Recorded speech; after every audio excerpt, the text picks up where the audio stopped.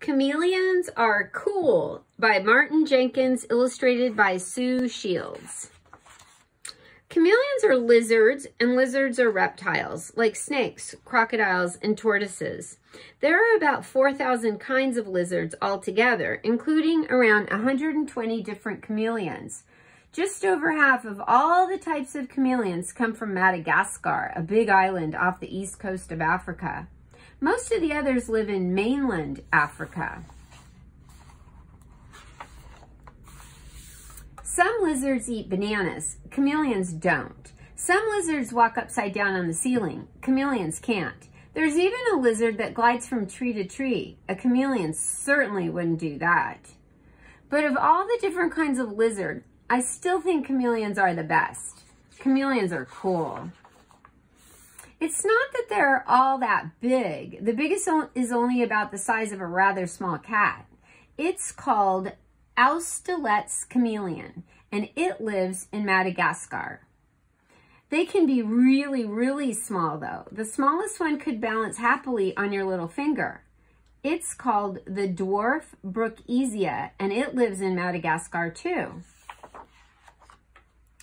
And I suppose you wouldn't exactly call many of them beautiful. Their skin is wrinkly and bumpy, and they've got big bulgy eyes, while lots of them have the most ridiculous noses.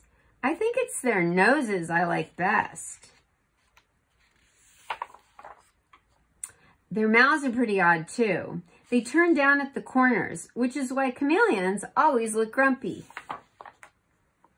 Actually, they don't just look grumpy, they are grumpy. So if two chameleons bump into each other, things can get pretty lively. There's lots of puffing and hissing, and sometimes there's a real fight.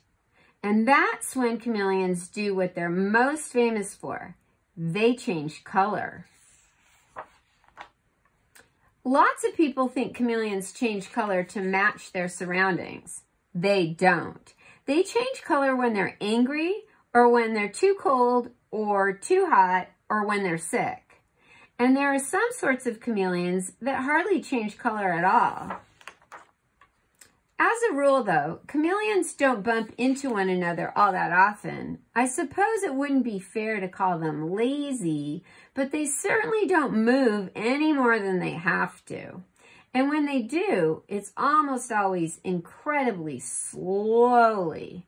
Sometimes they stop completely in mid-step, as if they've forgotten what they're supposed to be doing. But if you look closely, you'll see that they're actually carefully peering about. Now, peering about is something chameleons are rather good at.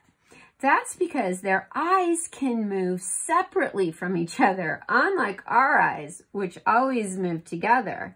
So while one eye is looking back over the chameleon's shoulder, the other one is scanning the branches ahead.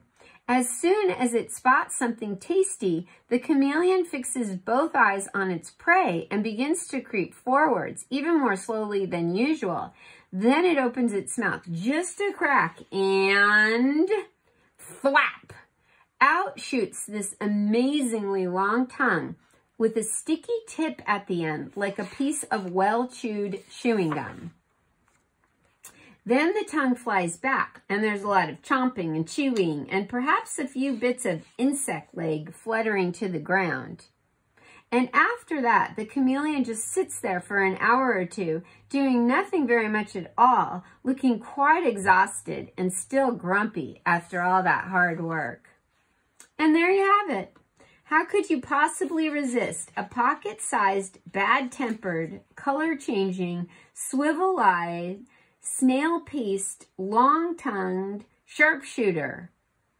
If chameleons aren't cool, then I don't know what is.